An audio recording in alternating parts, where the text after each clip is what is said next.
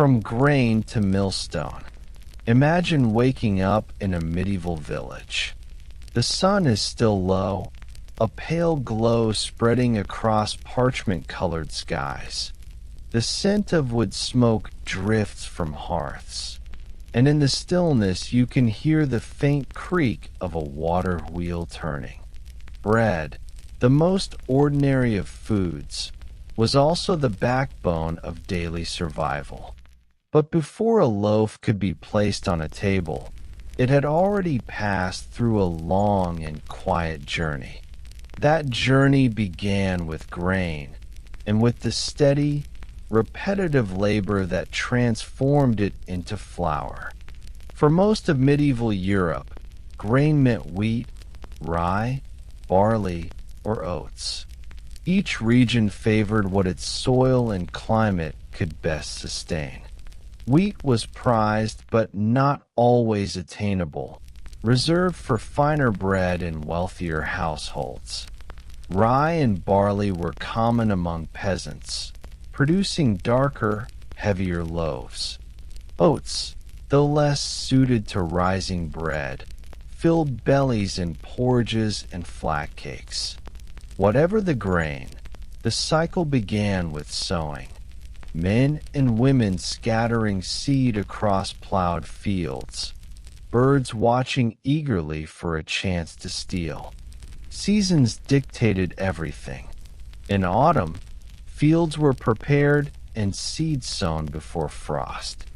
In spring, weeds were pulled, ditches dug to drain excess water, and fences repaired to keep animals out. Summer brought anxious waiting.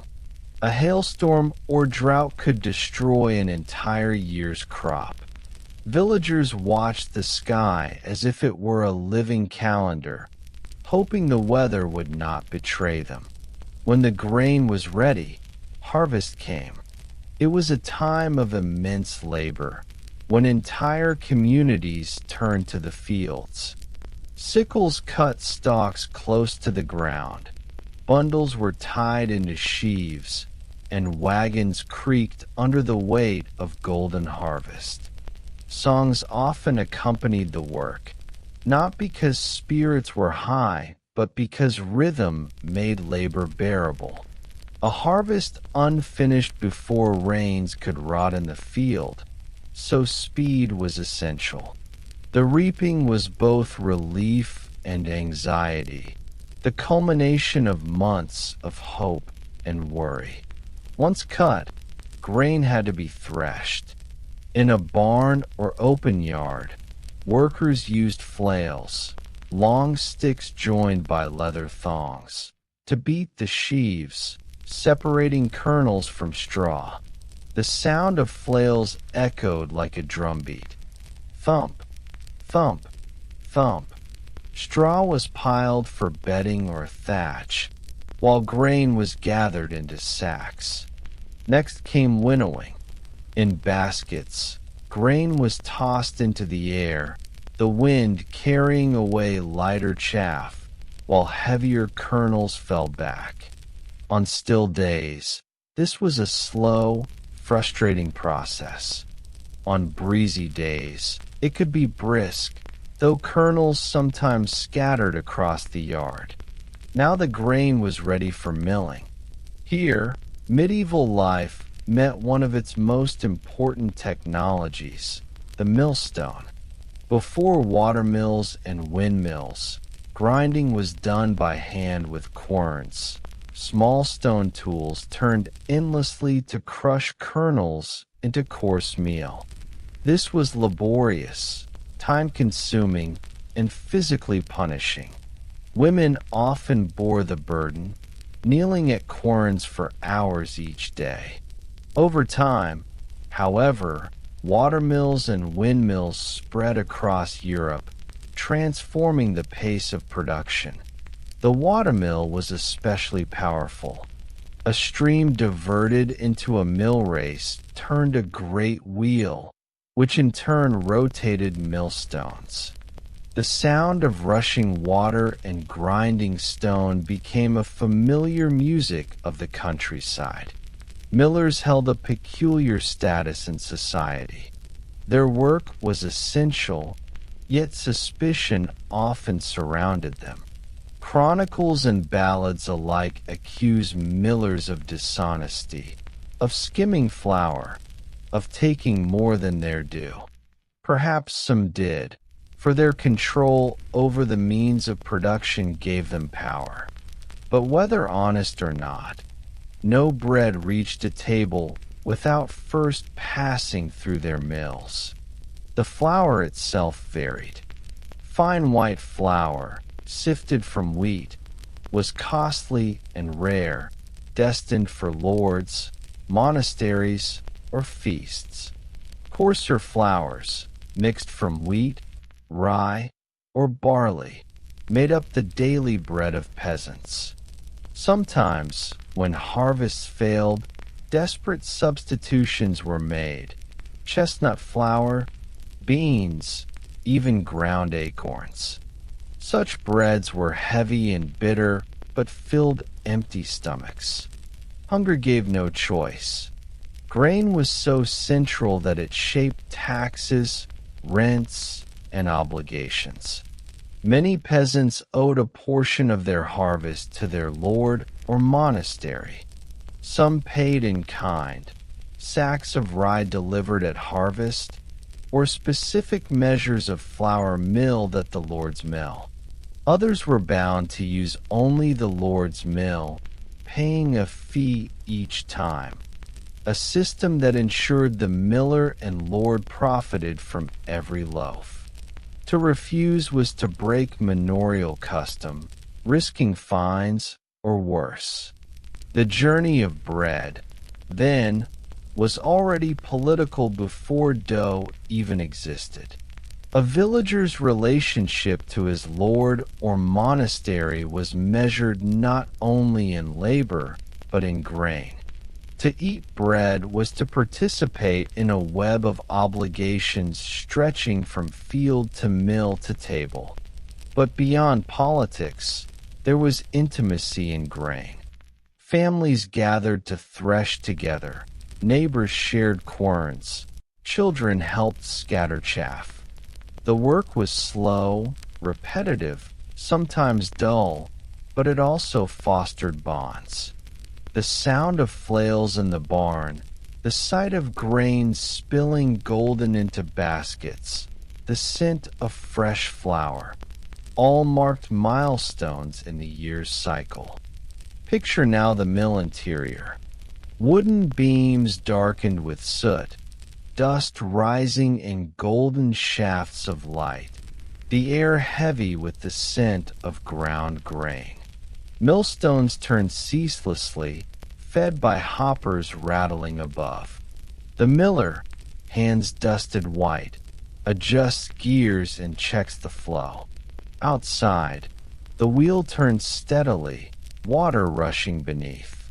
Children wait with baskets, women with sacks, all watching as grain becomes flour, as potential becomes sustenance. And yet, at this stage, bread was not yet bread. Flour was only promise, a fine powder waiting to be mixed, kneaded, baked. The journey from seed to flour was long and fragile, dependent on weather, labor, and machines of wood and stone. A poor harvest, a broken mill, or an unjust lord could leave tables bare. And so, the transformation of grain into flour was not only a physical process, but a story of survival itself. Here we pause, at the mill where grain becomes flour. The sacks are heavy, the flour coarse or fine, ready for the next step. But the question lingers: how, once flour was made, did communities turn it into bread? Who kneaded it? Who baked it? And who profited from the ovens that gave loaves their final form? From dough to oven, communal baking and daily ritual, the flour has been ground, sifted, and measured. Sacks are carried back through muddy lanes, stored in clay bins or wooden chests. But flour alone cannot sustain life.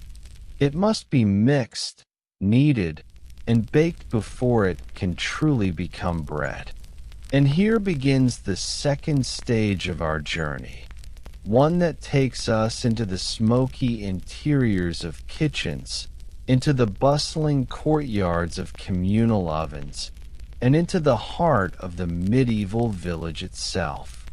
For most medieval households, bread was made daily or near daily. Flour was precious. It was not left idle for long. Women, most often, were the bakers of their homes. Before dawn, while fires were coaxed back to life and animals stirred in byres, a woman might already be kneading dough. A bowl of flour was mixed with water, sometimes with a pinch of salt or a spoonful of sourdough starter carried from yesterday's batch. Yeast, as we know it today, did not come in neat packets. Instead, fermentation was coaxed from ale barm, the frothy yeast skimmed from brewing vats, or from the slow rise of natural souring. This dough was heavy, dark, and coarse for most peasants. Barley or rye flour produced loaves that were dense, sometimes sour, and prone to spoilage. Wheat flour, when it could be obtained, yielded lighter loaves, prized by wealthier tables. To eat white bread was to display wealth, refinement, even holiness. Monasteries often reserved white bread for abbots, guests, and the infirmary. Peasants, meanwhile, learned to love what filled the stomach: black bread, brown bread, flat barley cakes. The act of kneading was physical and repetitive.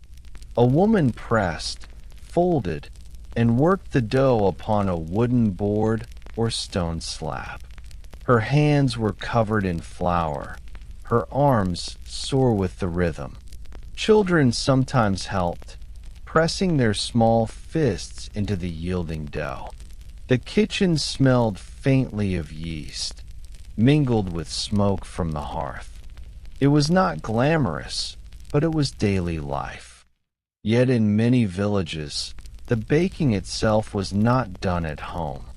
Instead, communities relied on communal ovens, large brick or clay structures built to serve multiple households. These ovens required immense heat, stoked for hours with bundles of wood until the interior walls glowed. To maintain such ovens individually would have been wasteful. Shared use was practical and economical.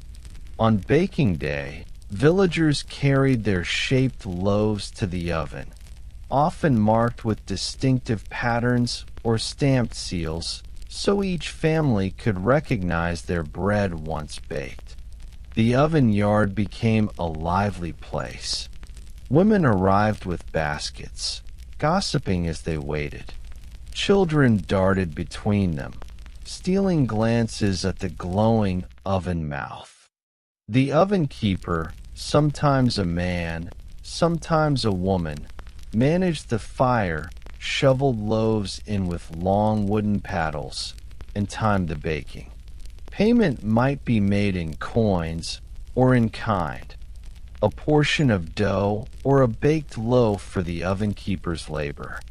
Oven days became social markers. A family that missed its baking day might have to rely on porridges or flat cakes until the oven fired again. For poorer households, sharing oven time was also a reminder of hierarchy. Lords often owned the communal ovens, charging fees for their use. To bake elsewhere, in one's own hearth, could incur fines. This monopoly was part of the manorial system, ensuring lords profited from even the simplest loaf. Bread, then, was not merely sustenance, but a thread woven into obligations of rent and service. The types of bread varied. Peasant loaves were often round, coarse, and heavy. Nobles enjoyed manchet, a fine white bread of wheat, carefully sifted to remove bran. Soldiers carried hardtack, thick, dry, and nearly ineatable without soaking, but long-lasting. In monasteries, bread was baked in great quantities, sometimes hundreds of loaves a day, to feed monks, lay brothers, and guests. The scale of monastic bakehouses was vast, with enormous ovens and strict routines, overseen by the cellarer or kitchener. Bread also held symbolic meaning. In the Christian liturgy, bread became the body of Christ in the Mass, elevating it from ordinary to sacred. Monks recorded with care how bread was baked for altar use, pure wheat, white, and unleavened in the Roman tradition. For peasants, to receive consecrated bread at Mass was to partake in a mystery that elevated their own daily loaves. The sacred and the mundane were thus linked through bread, binding heaven to earth with each crumb. But beyond symbolism, bread was deeply practical. It stored better than porridge, could be carried into fields, dipped in broth, or eaten with cheese. Its crust protected the softer interior, allowing loaves to last days. Stale bread was not discarded. It was toasted into trenchers, edible plates for meals, or boiled into pottage. Nothing was wasted. In times of scarcity, loaves were thinner, stretched with beans or chestnuts. In times of plenty, bread grew larger, rounder, more satisfying. Imagine, then, the communal oven on a late summer's day. Loaves are carried in, their surfaces cut with slashes to prevent splitting. Some are stamped with marks, a cross, a flower, a family emblem. The oven's mouth glows red, flames dying down, coals raked aside. One by one, loaves are slid in, the paddles scraping against brick. The door is shut, and silence settles, broken only by muffled crackling. Hours later, the door opens, and the smell of fresh bread pours out, warm, yeasty, comforting. Villagers crowd close, eager to retrieve their loaves. This bread, once home, is divided. A portion is set aside for the Lord if dues are owed. Another piece might be offered to the church's tithe. The rest is shared among the family, eaten with broth, cheese, or ale. In its ordinariness, it sustains life. In its absence, hunger gnaws. Bread was not merely food, it was survival itself. And yet, the politics of bread never left it. Lords' monopolies on ovens, millers' control of grinding, bakers' guilds in towns, all ensured that bread was tied to power. To bake illegally could bring fines. To sell bread too light or too expensive could bring punishment from town authorities. Bread was regulated because it mattered so much. To tamper with bread was to tamper with life itself. At this point, we leave the oven yard, loaves cooling in baskets, families content for the day. But one question remains.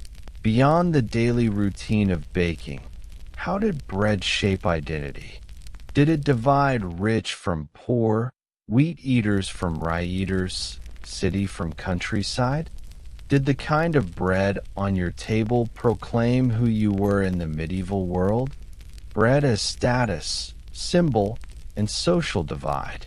Bread, though simple, was never neutral. A loaf did more than fill a stomach. It told a story about who you were, where you lived, and what place you held in the medieval world. In its crust and crumb, in its whiteness or darkness, in its weight or lightness, bread carried social meaning as surely as it carried nourishment. Let us begin with color. White bread, made from fine wheat flour, was a mark of privilege. It was lighter in texture, easier to chew, and more palatable to delicate aristocratic tastes. To eat manchet, a refined white loaf, was to display wealth, for the sifting and bolting required to remove bran demanded time, labor, and resources. Nobles and wealthy townsfolk reserved such bread for their tables. In monasteries, white bread was baked for abbots, honored guests, and those in the infirmary. To place such bread before the ill was a statement of charity as well as comfort. By contrast, peasants ate darker loaves. Rye, barley, and oats produced bread that was dense, heavy, sometimes sour. These loaves filled bellies but carried little prestige. In times of hardship, peasants' bread could be stretched with beans, peas, chestnuts, or even acorns, ingredients that added bulk but little joy. Chronicles occasionally describe famine bread made from ground weeds or straw, eaten in desperation. Such bread kept people alive, but it also marked their poverty visibly. To see a dark, rough loaf was to see the struggle of survival written into food itself. The division between white and black bread became a shorthand for social status. In some towns, laws even reinforced it. Certain breads were permitted only for certain classes, and bakers could be punished for selling luxury loaves to those deemed unworthy. The loaf on your table announced your place in society. A visitor could glance at your bread and know whether you were lord or laborer, monk or merchant. Bread also carried moral weight. Preachers used loaves as metaphors in sermons. The fine white bread of the soul purified by grace, the coarse bread of sin, the stale bread of negligence. To give bread to the hungry was an act of charity celebrated in countless homilies. The Lord's Prayer itself, recited daily, begged God to give us this day our daily bread, a phrase both literal and symbolic. Bread was both survival and sacrament. The Eucharist elevated bread to its highest meaning.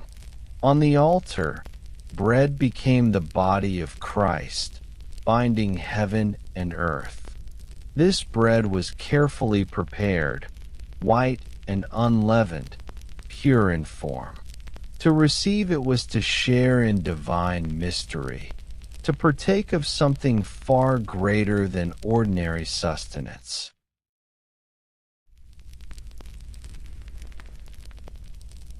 Here the loaf transcended status.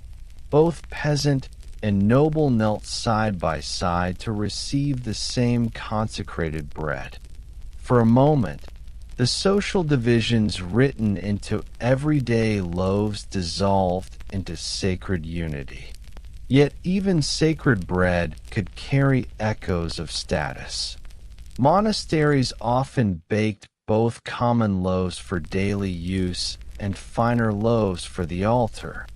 The difference in effort and care was visible. Thus, Even as the church proclaimed spiritual equality, the material reality of bread remained stratified. In towns, bread also marked civic identity. Bakers' guilds regulated size, weight, and price. Officials inspected loaves to ensure they were not underweight or adulterated. Bakers who cheated could face public humiliation, their loaves burned before them, or their bodies paraded with bad bread hung around their necks. Such punishments underscored bread's importance. To cheat in bread was to cheat in life itself. The regulation of bread thus became a symbol of communal order. In the countryside, bread marked boundaries between self-sufficiency and dependence. A peasant who could bake in his own hearth, despite the lord's monopoly, showed quiet independence. A household that had to stretch bread with beans revealed its vulnerability. Bread was both mirror and measure, reflecting not only wealth but resilience. Cultural proverbs reveal bread's symbolic reach. To break bread together meant fellowship. To eat another's bread suggested dependence or loyalty. Bread symbolized peace when shared, betrayal when withheld. Even in language, loaves carried moral and emotional significance far beyond their humble ingredients.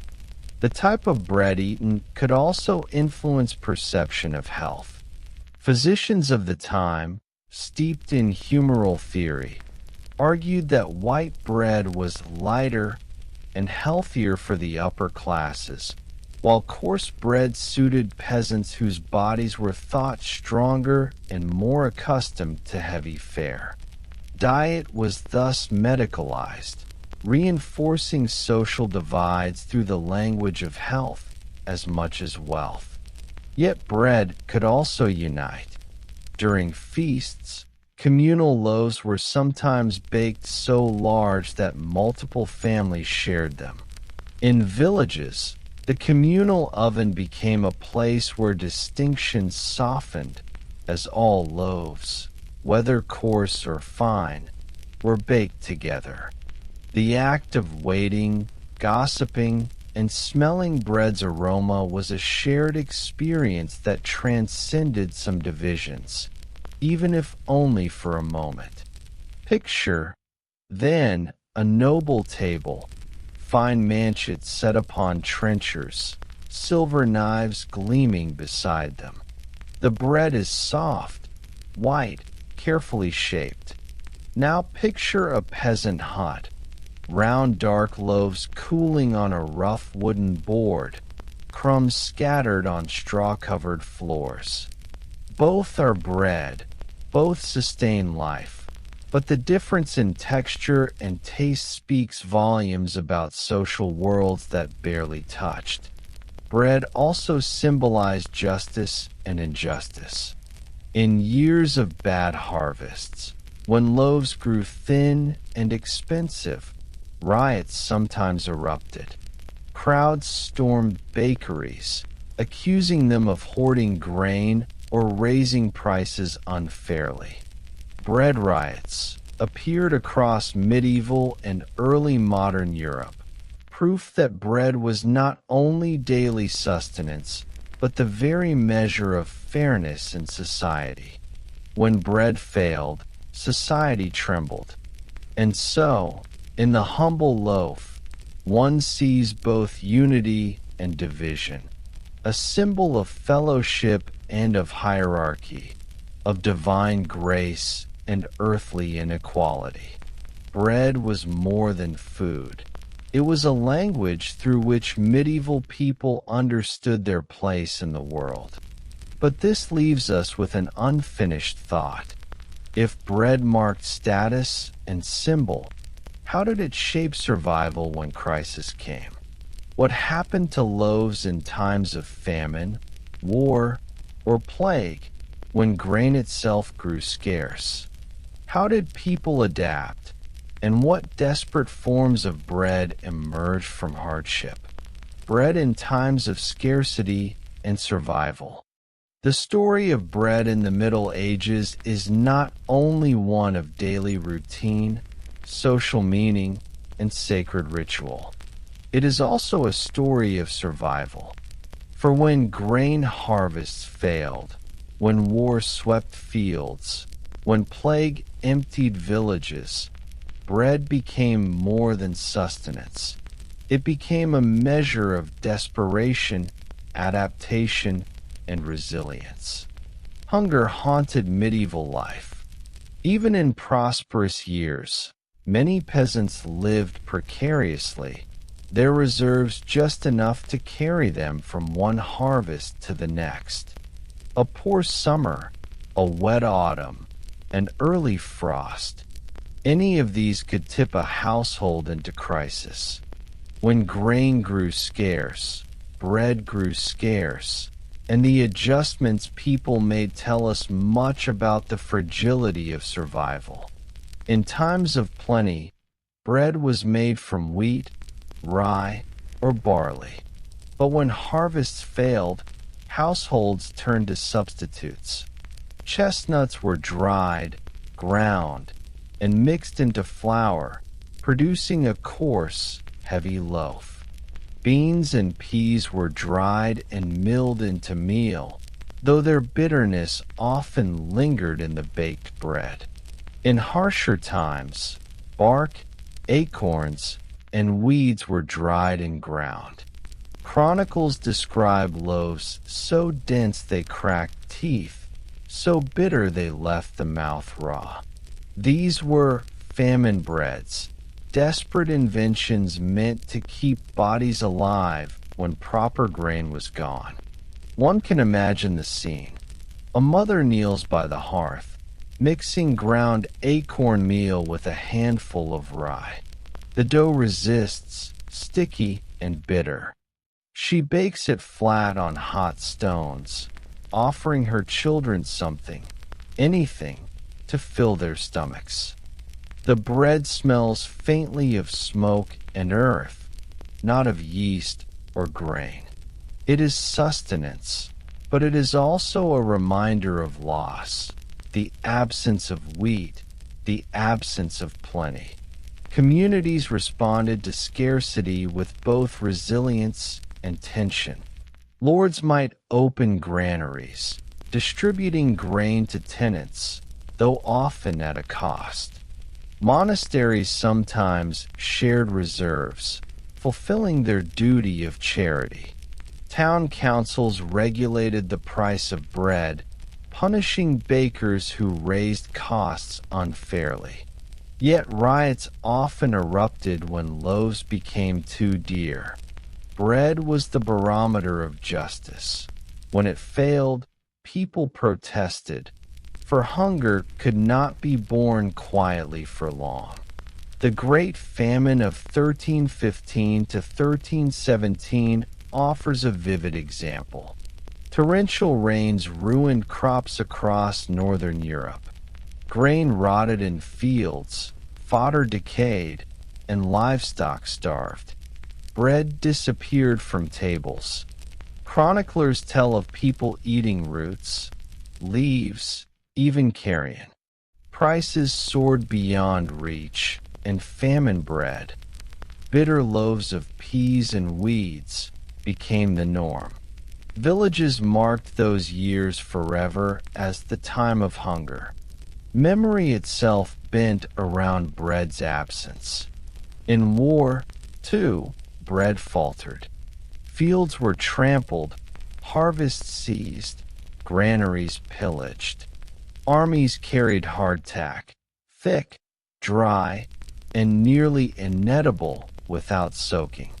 Soldiers gnawed at it in rain and mud, dipping it into broth or ale to soften the rock-hard crust. Civilians left behind scavenged what they could. Bread, once communal and sustaining, became contested, a prize of survival amid conflict. plague added another dimension. The Black Death, which swept through Europe in the mid-14th century, reduced populations so sharply that fields lay fallow. In some places, this meant temporary abundance, fewer mouths to feed, more bread for survivors. Yet in the immediate years of plague, panic disrupted trade, bakers fled towns, ovens went cold.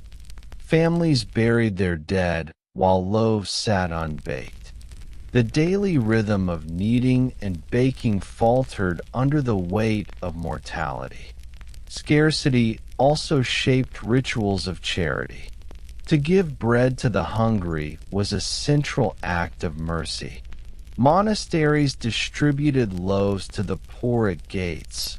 Lords sometimes offered bread during famine to demonstrate generosity, and towns organized almsgiving of loaves on saints' feast days. In times of crisis, these acts took on sharper meaning. A loaf of bread was no longer symbolic kindness, but literal salvation. Even in desperation, bread retained its symbolic weight. Famine loaves, though bitter, still carried the name bread, still held the place of daily sustenance. In chronicles and sermons, the loss of bread was described not merely as hunger, but as a collapse of order, a punishment from God, a sign of imbalance in the world. Bread, so central to ordinary life, became a marker of extraordinary times. And yet, through all this, people endured. Bread changed, adapted, grew bitter or small, but it rarely vanished entirely. Communities learned to stretch flour, to bake smaller loaves, to share oven space more sparingly. Hunger scarred memory, but it also fostered resilience. Families who survived famine taught their children how to grind acorns, how to stretch dough, how to endure. The legacy of scarcity became part of cultural memory, retold in proverbs and warnings. Remember the hunger years. As the Middle Ages gave way to early modern times, bread remained the measure of survival. New crops, such as maize and potatoes, would later reshape diets. But in the medieval imagination, bread was irreplaceable. Its absence marked catastrophe. Its presence, however humble, meant continuity. So we close this story with an image both ordinary and profound. A peasant family gathered around their hearth, dividing a loaf. It may be coarse rye or fine wheat. It may be stretched with beans or rich with butter. It may be sacred at Mass or common at supper. Whatever its form, it is bread, and it binds them to one another, to the land, to their Lord, and to their God. And one final question lingers as we set down this loaf. If bread was the measure of survival, what other ordinary foods, gruel, ale, cheese, carried equally deep stories, quietly shaping the lives of people who lived and died by what they ate?